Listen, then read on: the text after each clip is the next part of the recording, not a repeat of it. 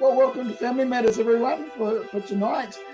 Tonight we are talking to Kim Sheed about singleness. Now, Kim is one of the most eligible bachelors we know, so he knows what it's like to be single, the benefits and the drawbacks. And tonight we're going to discuss the positives and the negatives about being single, about building relationships, doing the work of God while we wait, and what the rest of us can do to help and support singles around us.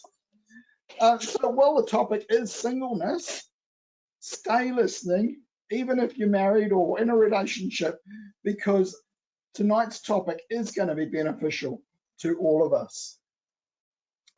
So welcome, Kim. It's really good to have you here. Thank you, everyone. Welcome. Greetings from near Sydney, Australia. Cool.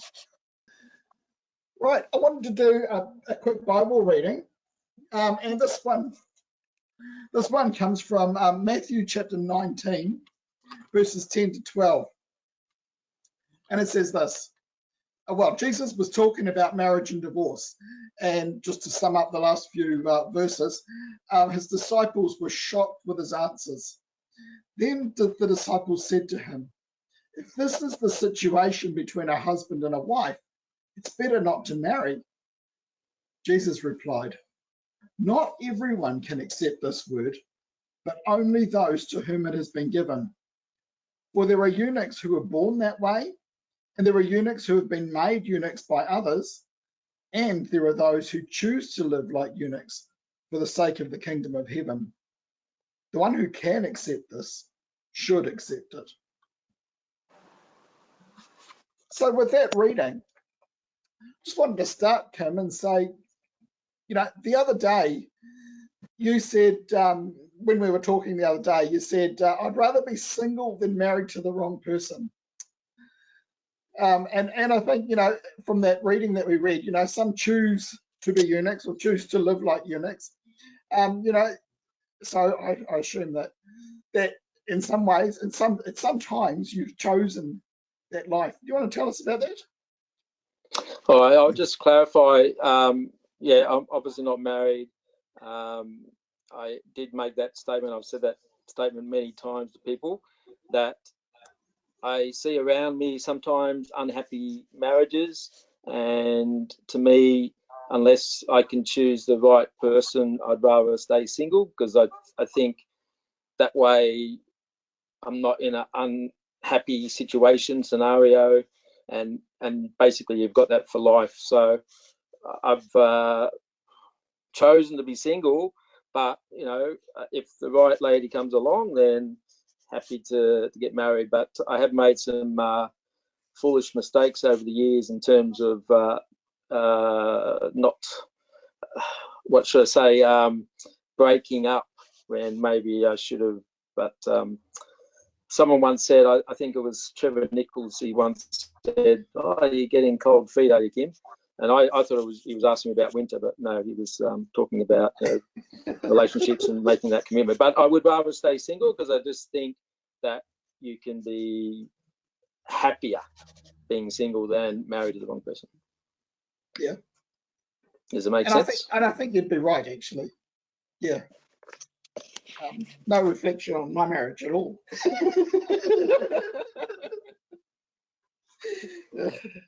You're say talking from experience? No, not talking from experience. Yeah. So from what Jesus says about singles in that passage that we just read, some people are chosen by God to stay single. For others, it's forced on them by others. For others still, they've chosen to stay single to serve God. And so, from what Jesus says there, the one who can accept this should accept it. There are obviously a whole lot of benefits to being single. Otherwise, God wouldn't choose it for us, and he wouldn't suggest that we choose it for ourselves. So what do you see as the benefits of singleness? Oh, I think there's many benefits for being single. Like, I have a lot more time on my hands. Obviously, I can then dedicate more time to doing talks for God. I can go and help people because I've got more time on my hands.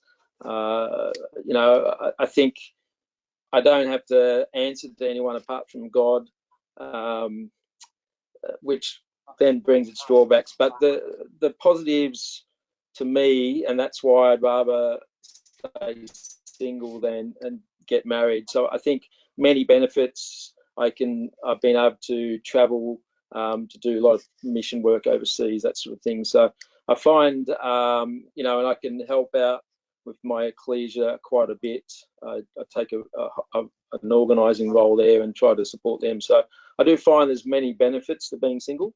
And as I said, if I wanted to, I'm sure I could have got married by now. But I think that, and it talks about when you're married, like you're not able to, like you're always trying to make sure your wife's doing well and you're looking up to her and supporting her, which is fantastic.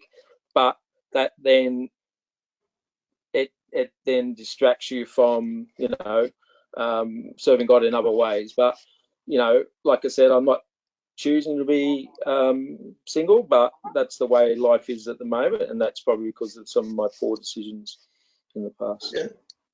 I imagine another benefit of the single life is that you've got a lot more spontaneity. You don't have to work around another person or a family in any of the decisions that you make. If you decide you want to travel, you know, you could do that at a moment's notice because you're only working around yourself and what you need to get organised for that. No, definitely. The freedom that I have allows me to make, as you say, being spontaneous and spur of the moment. Just go, right, I'm going here, or I'm got to go down the coast for 4 days or whatever, catch up with some mates or whatever it is. So definitely spontaneity is a great thing. Freedom. I don't have to, you know, I don't normally argue with myself. So when I do, I tend to agree with myself. So I don't have that conflict where my partner and my wife is going, no, that's not going to happen. Don't think so. You know, and so there's many benefits for being single. Like I remember when I was 20, all my mates go, oh, you should get married, you should get married, get married. And then now that, you know, I've got a few mates, unfortunately, they're divorced, quite a few. And now they say, you did the right decision. You should have stay single because a lot less grey hairs, a lot less, you know, I'm starting to go grey now, but, you know, not, I don't think it's as stressful in life in that regard, because sometimes you might let your partner down. I'd hate to let my wife down, but, you know, at times that could happen, and I don't want that to happen. If I let myself down, well then, you know, I have to answer to God on that. But so yeah, I see many benefits being single. Yeah. So when you balance that out and you look at people that are, well, more happily married as opposed to divorced or whatever, what do you see as the drawbacks to being single? Because obviously there's drawbacks as well. There's definitely drawbacks to being single, and I wrote down some things, so I'll tell you now. So loneliness is obviously a big thing of being single. Yeah, that'd be a big one. Yeah, that's a big one. Not having that true companionship with your wife, I think that's a really hard one for single people. And it's not just single people. Like, we're talking about divorced people. We're talking about unhappy married people as well. So it's not just single people, but you don't have that true companion by your side. Not having and I like someone what you say there too about. I like what you say there about unhappily married people, because that can be like living absolutely alone. You know, that could be lonelier than being single. Oh, definitely. Yeah. So yeah, definitely. yeah. Sure. Speaking to them as well. Yeah. Yeah. I remember when I was first posted out to Wilcannia out near Broken Hill in 1989, 1990, and they were 2 tough years, like getting punched, getting head-butted, getting chairs thrown at you. I mean, that was happening on a regular basis. But, you know, I didn't have anyone to go home and to talk about the stress that you were facing at school.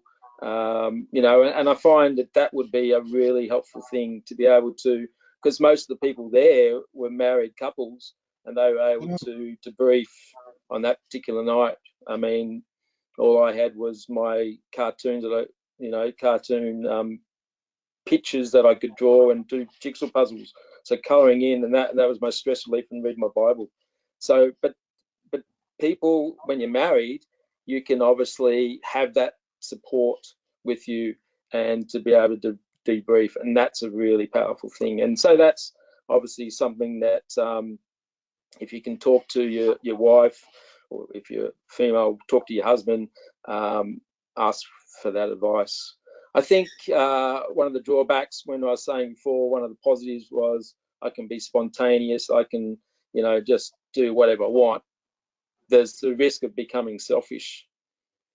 And so I've tried most of my life not to be selfish, but there's probably times when I have been, and I think because you're single, when you're on your own, it's hard to think of others, because but that's the mindset I think you need to do. I think you can also become extreme in your way of thinking because you do not have that regular two-way conversation. And so, husband and wife can help one another and get one another go, nah, I don't know about that. And then you might research it, whereas I'm going to go, yeah, not a bad idea. Yeah, let's go with that, or whatever. So I think if you don't have that regular two-way, you can become extreme in your way of thinking. Sometimes you feel useless because one of your questions was, everyone else is married and you're not. Why am I not married? That sort of thing. It can cause lots of frustration at times because you are going, why? How come I'm not married? Those sort of things. It can lead to depression. I've always had a positive outlook on life, so depression hasn't been a problem for me, but it can seriously impact your mental health, which you were talking about, I think. So. But because you get lonely and you do not have that true intimacy of a married couple, it can lead to one making poor sexual choices, that's for sure. And I've definitely made, so I'm going to go through a few. I've definitely made a conscious decision not to go down the very dark rabbit holes of pedophilia, rape, sleeping with a prostitute, sleeping around, sleeping with your girlfriend even. I've definitely gone down the path of homosexuality, not going down any of those paths. To me, pedophilia, rape, sleeping with prostitutes, sleeping around, homosexuality, they're just an absolute no-no from God's point of view. I decided never to sleep with a girlfriend, but I can understand why people may go down that pathway. But if you can avoid that, then that's great. But if any of those issues are there, like we're having this class tonight to help others and myself, if any of those issues are there, then it's really important to talk about these things. Absolutely. Yeah. So and I made a conscious decision many years ago. I know you've talked about pornography. I made it many years ago not to get into pornography. Sadly, in moments of weakness, pathetic self-gratification, to my shame, on a handful of occasions in my adult life, I have fallen down the pornographic rabbit hole, but it's not been a major stumbling block for me. It's a thing of the past, and if you do find yourself going down that pathway, that rabbit hole, please seek help to climb back up to the ground level. But there is one, being a single guy, however, there's one sexual temptation that has shamefully enticed me, and I refer to it as the M word, and I'm not talking about marriage. And when I was much younger, I read a book called Having Sex on a Deserted Island. I think you get the drift. So I started when I was really young, a teenager, out of curiosity, and before I knew it, most days became an obsession. I did the M word many times throughout my teenage years and into my 20s. Now, on most occasions, it was not about lust. Basically, every time I did it, I would feel guilt. I would acknowledge and repent before God, but it's not true repentance when you keep falling. And I realized that it was not an appropriate form of behavior to be a servant of God. However, the temptation is always there, but certainly not on a regular basis. But, in times of weakness, I have fallen and I have succumbed, but it's a thing of the past. Now, I'm telling you this story because if anyone on here tonight is suffering the same temptation, if you are, seek help, speak to someone you trust. I'm happy to help if you want. Most importantly, you should pray to God about it. Yeah. And I think later on, you're talking about some of the things you may do. Well, I might talk about that now. So when you're actually in the moment of temptation or whatever sexual temptation it might be, pray about it, read some Bible verses, distract yourself by doing some chores around the house, go for a walk, find some company, go to a shopping mall where there's lots of people, make a phone call, not to talk about it, but to distract your mind, help someone out, and the feeling will decrease, but please do not bottle it up inside you. Great advice, so there's some Tim. of my thoughts on the negatives. Yeah. And yeah, so there are a lot. And yeah, in anything, you know, you've got that whole fine balance. And I think, like you said too, that the sexual temptations and the loneliness would definitely be some of the hardest parts of being single. Definitely. And you know, when you're feeling weak, when your mind's not in the right place, you can make some really poor decisions. And they're the times when you really got to be strong and try to work through them. But you know, we all sin in whatever regard whatever matter it is. Some tempted by this, some are tempted by B, some are tempted by C. But you know, it's not just about sexual sins. It's about any temptations that come upon us, and we have to try to work ways, pray to God, try to overcome that in a way. But it's difficult. Yeah. How do you find that sort of being in a meeting or an ecclesial setting is helpful? Or do you find that sometimes that can just feel just as lonely, being amongst a crowd of people, but not necessarily attached to a person in particular? Yeah, well, I just went up to, at my ecclesia, I'm the youngest there by, a number of years. I also belong to the gospel in a way. I'm sort of like dual members, if you understand that. And so I go along there, and there's a lot of families at, a lot of our ecclesias. But I just went up to Queensland, and I was there for 7 weeks, went to 2 ecclesias. And at both of those ecclesias, I knew maybe 1 or 2 people. So I was able to say hello to them. But in both ecclesias, and I was at a baptism as well, apart from the ones who knew me, there was only the baptism happened at the same ecclesia that I was there on the Sunday, and only one new person came up and said hello. And then I went to the other meeting the following Sunday, and I knew one person there, and one brother came up to me and spoke to me for half an hour. Now that was fantastic, but no one else wanted to even say good day. So if I hadn't gone and said hello to someone, I would not. So I find, and that happens at this ecclesia I'm a dual member of too. People get caught up in their cliques. Families, I find that families just talk to one another. Yet you've got your whole week to do that, and yet they just keep up their same regular things. And I even gave them a challenge, and I said, try to ring 2 people that you don't know from your ecclesia and talk to them, and try to get out and speak to the elderly and speak to the single people. And straight after the meeting, I think one person came up to me and thanked me for my talk. If I was walking outside, they walked past me, oh, thanks for your talk. I didn't want to be thanked. It's just that they didn't even make the effort to go and talk to other people. So being in an ecclesial situation, Sharon, I think we have to do better in terms of you can be in a crowd of 100 people. You can be at a conference, and I think I've told you about Bible schools and conferences that there can be 1,000 people at a Christadelphian conference, and you can feel very lonely because people just don't include you. Being a single, because they think, oh yeah, we're right, but they've got their family and they hang out with their family. So I think we need to do better. I know that as a community.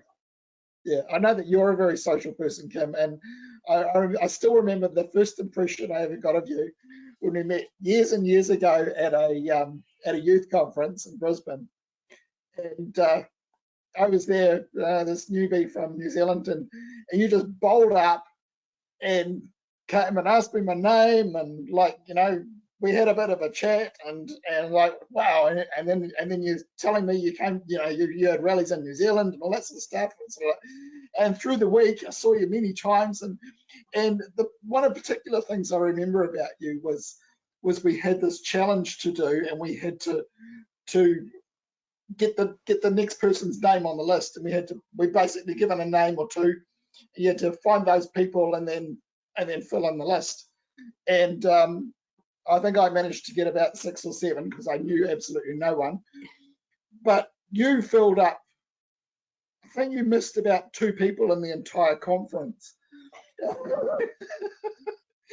Well, I must say your memory's a lot better than mine, but I do remember, meeting you at the Brisbane Youth Conference, but not a lot of those details. But God's always given me energy, enthusiasm, and being single, like I said, if I don't make the effort to talk to people, then not a lot are going to come and talk to me. So, you know, and there are people obviously who do talk to me, but I just decided that, you know, God's given me a bit of an extrovert nature, and so I'll use that to my advantage to meet people.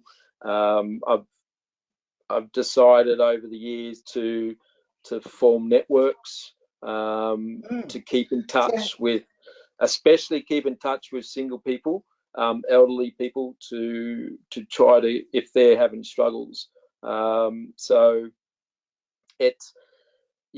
I find if I don't do it, then not many are going to be talking to me. So I've just gone out of my way to try to be that positive person, to try to get to know everyone at a conference. You know, I'm pretty upset I didn't get everyone, but no, but that's okay. Well, you may well have done so. But yeah, I think we, you know, we've all got different natures. Some are outgoing, some are very introverted, and they're the sort of people who I've tried to attach onto, because I know what it's like to feel lonely, and I think we need to look out. Always got to look out for who's on their own, or who's uncomfortable in a conversation, and talk to them, include them. Sometimes they don't want to talk to you, but I think we've got to make the effort. If we've got some young singles listening now, what would you advise them to do to be able to build up those networks? You know, to build up friends, you know, who are other singles, and to be able to have that company, those people they can debrief to, or whatever. What would be your advice? Yeah, it's a good question. I think like I decided I just make phone calls now. So phone calls, emails, Facebook. Like I've got networks all around the world with all my travel. So if I get their email address or whatever, I try to keep in touch. I don't keep in touch with everyone. You know, I could do better. But for single people who, you know, don't have many friends, make some friends if you can. Like reach out to people who are less off than yourself. You know, decide to go and help someone. Say, oh, can I mow your lawn? Can I do that? And then once you start building up, though, you know, a few friendships, then you'll meet other people. Go to other ecclesias, maybe. I mean, I get stuck at Chatsworth. There's only 9 of us now, and so basically I'm down there when I can, and I get to Gosford when I can. But that's my ecclesial life, and so if that's what someone's ecclesial life is, where you go along to the same ecclesia every Sunday and you have 2 friends, then you probably only have 2 friends unless you can get to another ecclesia. So I think they've got to take the initiative, but it's hard though if they're introverted in nature. But you know, reach out. It's not easy. It's not even easy pushing your way in, that's for sure. No, and it's hard. And like I said, we don't make it easy for others who are on the outer to come in. What I've done with since COVID, I've tried to meet people online and try look into people who you know and see who are Christians and that sort of stuff. And I've tried to set up friendships with them, because if you can build that relationship with people, they'll start to trust you. And then like I get people from all around the world messaging me, asking me questions about this, about that, but that's because I reached out to them. And I think that if we can do that on a Facebook thing, like young ones are really good at social media, you know, but yeah, as you said, Sharon, it's hard to come in, especially if you're of an introverted nature. Then that's why we have to look out for them and help those who are struggling with that. Got to have an extra set of eyes, not just for a family, but for others. I mean, we're all family anyway, but you know what I mean. Yeah. Hopefully I've So answered the question. has all this networking, Kim, has that helped alleviate some of the loneliness? Oh yeah, for sure. Like because I'll just have a chat with someone overseas on Messenger, and we'll just have a chat, and then we'll talk about this. And I've tried to send Bible verses out, try to do it every night. And because I've done that, you know, that takes up time, and then people that's probably why they're messaging me and those sorts of things. But yeah, definitely, I think it definitely helps. And one of the things that I've always tried to do is always try to keep busy. So I remember when I was at SCYP, if I didn't have anyone to talk to, I'd go and get a broom and just sweep the floor, because I didn't want to appear to be all by myself. But if I keep busy, distract yourself. I've always tried to keep busy, especially after I bought this new house. Not new house, it's whatever, 30 years old or whatever. But I've tried to learn new skills to renovate and do that sort of thing. And so that takes my mind. And I've always been a busy person, and I find that does definitely help. Distract your mind, do things for others, because it's gonna make it easier for you in the long run, and it will help. Mm.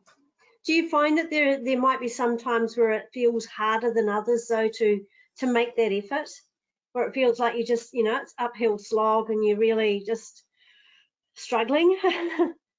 Yeah, definitely. Not sure I heard your question totally, but I think there's certain people who you just don't get on with, certain people who it's just a hard slog all the time.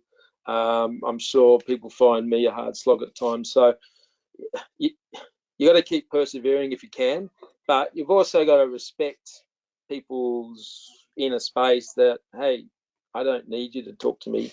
So I think you got to try, and if they don't want to come on board and get to know you, then that's their decision. You got to respect that. But yeah, some people are easier to communicate with than others, and it's easy to talk to the people we get on with. It's harder to talk to those people who you know, really find the conversation hard. You got to try, but you know, there's going to be things that you're not going to be able to achieve and get done. I'm not sure if I answered that question. I wasn't sure if I heard it right. Yeah, I guess I was more thinking about, you know, are there times just in general that you feel like, oh, I'm just not in a very good place myself. It's too hard to try and sort of do this networking. Do the networking. Yeah, I've got some mates at the moment who are really struggling, and yeah, it's really draining. And I was able to go away for 7 weeks to get my mind in a better space, but I was still able to keep up the conversation. But yeah, you get to the point where you're going, I can't handle this anymore. But I keep praying about that one. If I'm going to let God down, it's going to be in things that happen to me, not to my mates or my brothers and sisters. So I will do what I can for my brothers and sisters and my mates. But so I keep praying for that energy, and God keeps giving it to me. So yes, there are times when I go, I can't do this. Like I get phone calls the other night. It was like 2.5 hour phone call. It was like that 2 hours, 2.5. It was like my brain's just gonna self, destruct, and you just keep praying for energy, and God guides you through it, and so some really hard conversations. Like we're talking a number of my mates want to commit suicide, so it's a really hard thing, and I find it very draining, but God gives me the energy. Yeah. But you're right, it's easy just to go, I can't do this, but I don't want to let them down. So yeah. And that's one of the blessings of being single as well. I mean, a 2.5 hour phone call for Sharon or I is like, that's the whole evening gone for our relationship as well. Exactly. And that, whereas, as you said, you're in a great position to be able to do that and to counsel people in that way, because you've got the time and the free from distractions. I think absolutely nailed it on the head. I do have that time up my sleeve, and I've always been able to make time, which is, I don't know how you do that, but I always have time on my hands to be able to do things. But if you're married, you can't give up 2 hours, 2.5 hours every night. It's just not fair on your wife or your husband, or being female or whatever. Yeah. Have you got any thoughts on how other singles can be can really get actively involved for living for God? I mean, obviously you are. You've described such a lot. Ecclesial life and CYC and SCYP and conferences, and you're sending out Bible verses and you're counselling people and mission work to top it all off. I think definitely single people have that that great avenue where they can take it upon themselves to do things for God. So mission work is something that I've missed over the last few years, because I used to travel once a year, maybe twice a year to spread God's word. I've missed that. I mean, I'll confess I'm one of the bad ones. I didn't get vaccinated, so travel for me at the moment is not looking a positive thing. But to counteract that, people can get onto social media. They can preach God's word, put a post on there, which I've tried to do since COVID. Once a week or twice a week to get people to recognize about God. I've been thinking, Bible reading classes, set up something in the community in your neighborhood, and get some pamphlets going. But to my badness, I've been thinking about this for about 4 years and I still haven't got around to it. But there's something that people can do. They can go and make up a leaflet, put 100 out, 200 out, and then have a readings night at their house. Go and help your neighbour out. Go and mow their lawn, especially if they're elderly. There's probably no point mowing a 20-year-old's lawn, because they'll go, what's my problem? But, there's people out there in our community who are not just our community, but in our neighbourhood, who we can go and do those little things. It doesn't have to be a major preaching effort. Getting involved from a ecclesial point of view, getting on a committee, getting involved, as you know, conferences, Bible weeks, doing all that. As a single person, you've got the time, not always, but you've got the time to be able to help out. And I think once you do help out others, then your problems don't seem as big, and it can certainly help. That's the main reason why I've kept busy, because it just you're single, you've got the time, so why not get out and do things in our community or our neighbourhood? So that's what I would suggest. That and if you can get overseas to do mission work, Cambodia, BEC is fabulous. There's ecclesias in Nepal. There's ecclesias all over in India, or wherever you want to visit, whatever's your fancy. And if you don't feel confident with with doing that mission work on your own, get some buddies to go with you. Get an elder, a bit of an older couple to go with you to give you a bit of guidance. Once you get your foot in the door of travel, mission work, it is a lot easier to work through. Yeah, but there's lots of things that we can all do to help out.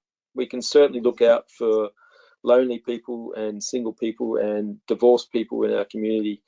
Sadly, sometimes we've treated divorced people in our community really poorly, and I think we can do better on that.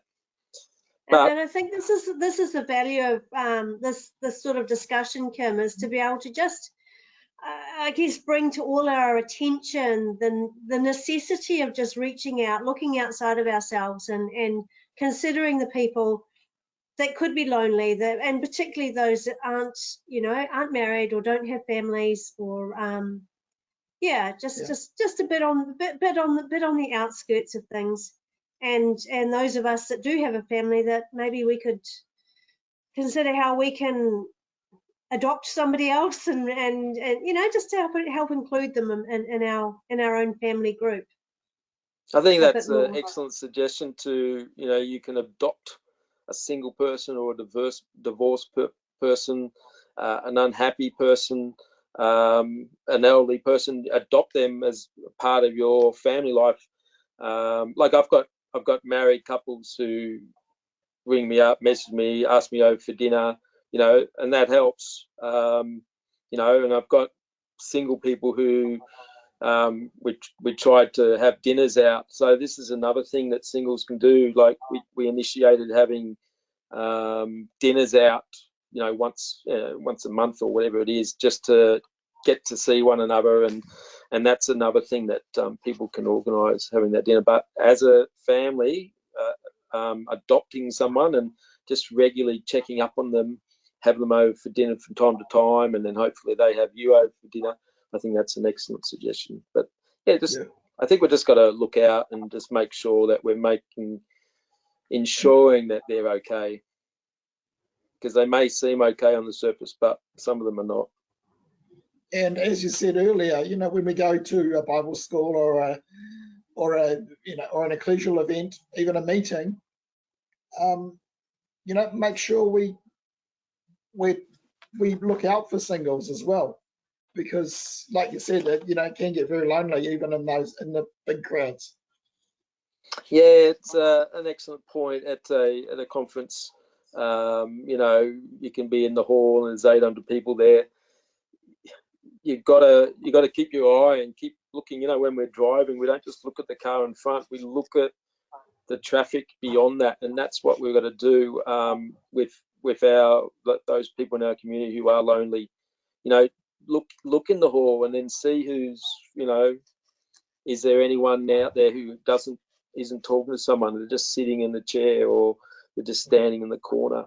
So if we can train our minds to do that, it's a powerful thing. And and you hear of stories, that people have reached out, and they're only anecdotes, but they've reached out to the person and they've smiled at them and said good day, and they've formed a friendship. And an anecdote is that they've said, well, 10 years later, I was about to go home and do some stupid things, even take my life.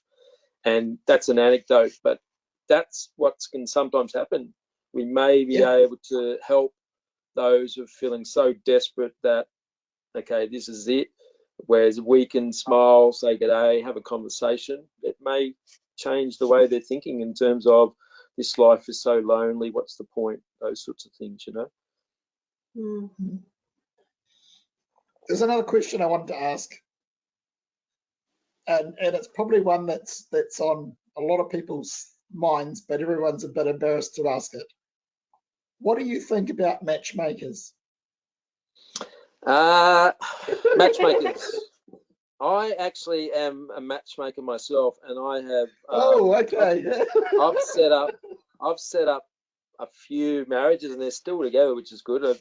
I think I've set up a marriage or two that's not good anymore, but so I don't have a problem with matchmakers.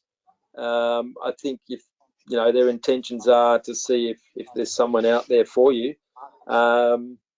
If people want to try and go, oh, have you thought about this single or this lady or this brother or whatever? I mean, I'm talking about if you're female for a brother. I don't see anything bad with it. So go for it. If you want to help to be a matchmaker, why not? Thank you for that. I guess there's some people that don't like it.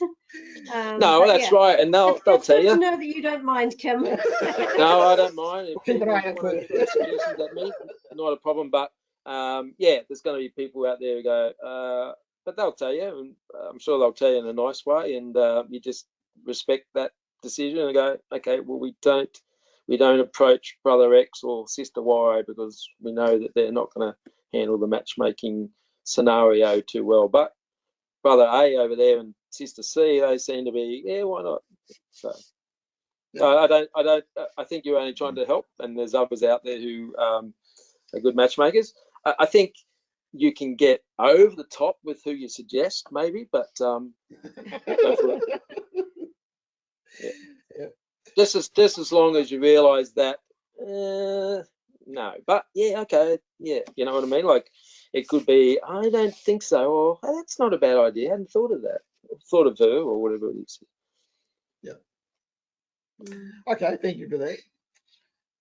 And probably, I think the last question, you want to ask another one.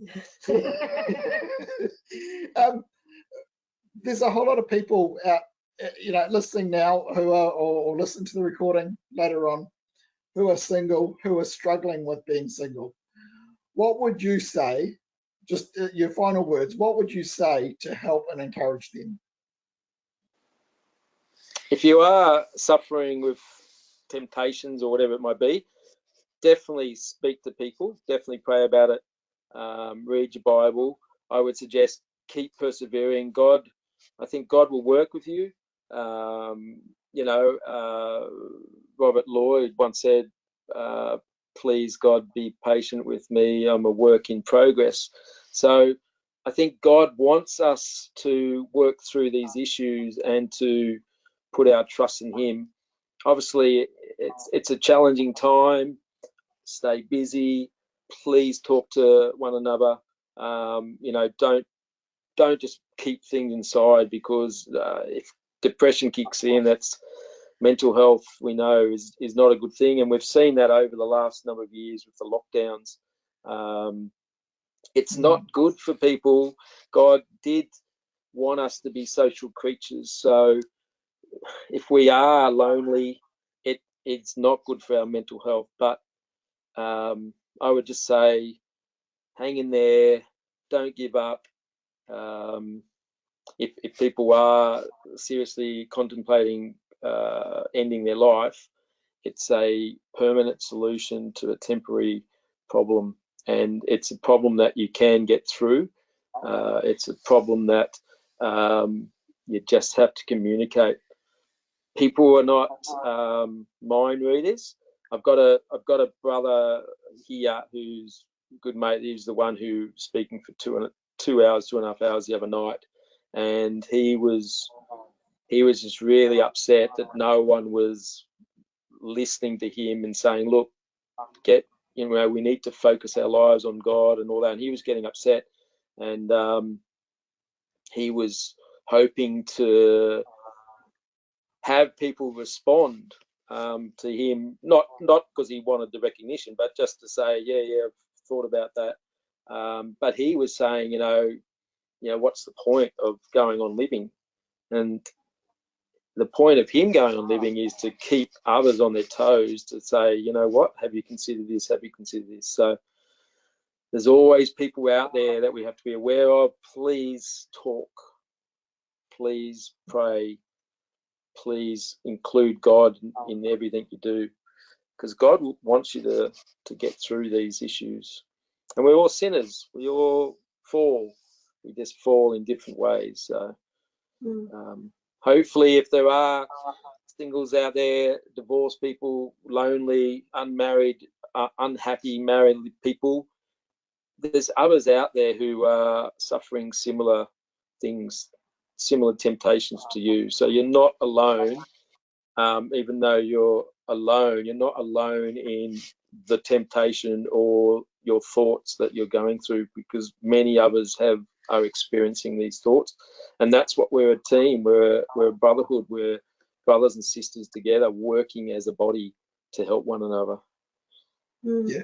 And I think, you know, I would just add that everybody has a part to play in this world, and everybody has been made with purpose and for purpose, and they're just, you know, everybody has got something beautiful to give and to receive, and yeah, and if we can get on board and just help and support each other in all these things, you know, we can all help fill out our part in God's kingdom. Yeah, you're right. God's given us all different talents, and who's to say that my talent's any better than someone else's talent? It's not. So even if you think that your talent's not that good, well, it is. You know, God says, don't bury it in the sand. You know, use it. And so, as you said, we're all different body parts, and we all have our strengths and we all have our weaknesses. But use what you're given, and don't ever feel that. I've been a head teacher for a number of years of maths, and to me, every teacher in my faculty, their opinion is important, and that's what we've got to have in our collegiate. Everyone's opinion has to be important, not, oh, but this person's a speaking brother and let's give him the credence. No, everyone's input is so valuable, and that's what we've got to get. That, you know, what you're saying, what that person's saying is, I don't agree with it, but yeah, let's see what we can do with it. Obviously, we know we have certain framework to work around, but you know, if we value people's opinion, especially our single people and our divorced people, our elderly people, then we're going to help one another out more. Yeah. Thank you so much, Kim. It's been a really good evening. Time has flown. Thank you for sharing. You. Thank you for being, you know, being vulnerable with it and vulnerable everything. enough to be able to, share your experiences and just to encourage.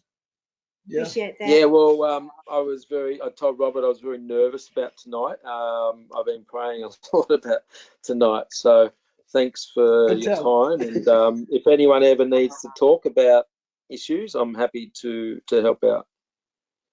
Cool. Thank you.